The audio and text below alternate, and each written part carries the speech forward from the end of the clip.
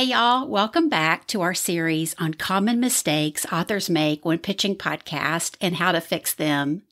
This is Book Marketing Mania, and I'm your host, Kim Stewart. And last week, we talked about the common mistake of cold pitching the masses and how to fix it by warming up the relationship with the podcast host first and sending a few pitches at a time so you have time to review what's working and what's not with your podcast pitching strategy. So now today, let's talk about common podcast pitching mistake number 4, sending cookie cutter pitches, and I'll share how you can fix or avoid it. So let's get to it.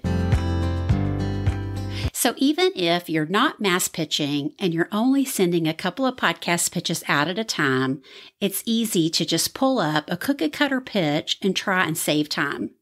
But the problem with that is your pitch looks like all the others the podcast host is receiving. There's nothing that identifies the host or the podcast listeners that you want to serve specifically. So to fix that common mistake of sending cookie cutter pitches, make sure you personalize your pitch before you hit send. And there's a couple of easy ways you can do this. Personalize your subject line and craft them similar to how the host titled their episodes. Or even just get a little bit creative to make it stand out in the inbox. Sometimes I like to do super fun subject lines if I get that kind of a feel from researching the host and their show on their website. And for sure, personalize your pitch by greeting the host by the correct name. I know that's a huge pet peeve with podcast hosts that they get all these crazy pitches because, again, the potential guest is sending cookie cutter pitches they downloaded from the internet and they don't even address the host by their name. Then another way to personalize your pitch is you can make some kind of a connection to the host.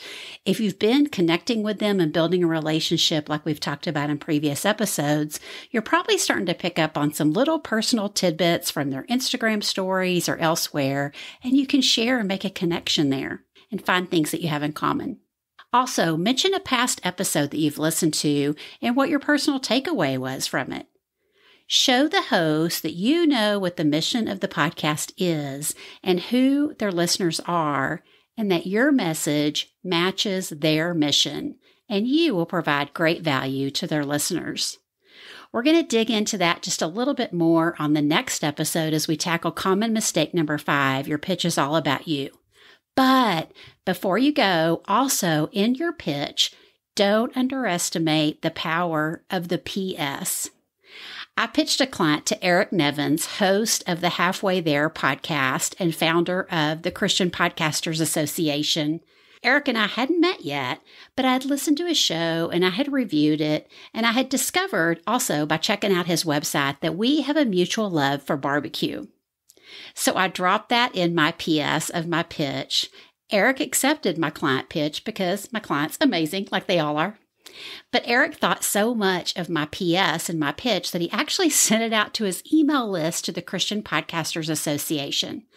And he said, Kim Stewart recently sent me a pitch and included something that caught my attention.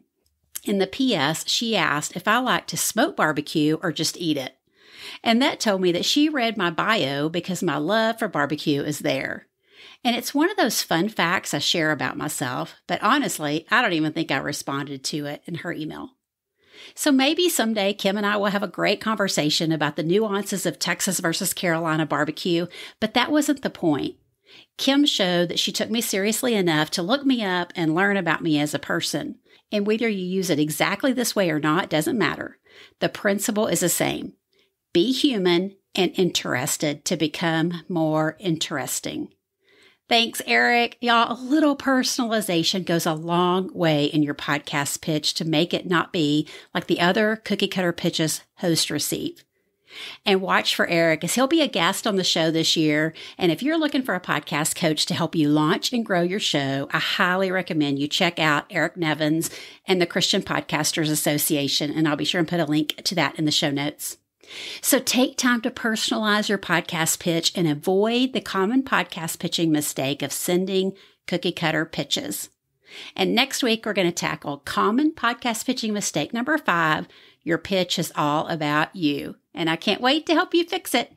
So if you're listening this week that the episode airs, Happy New Year. I'm so thankful for you and counting you amongst my blessings for sure this year. And I can't wait to see you back here next week.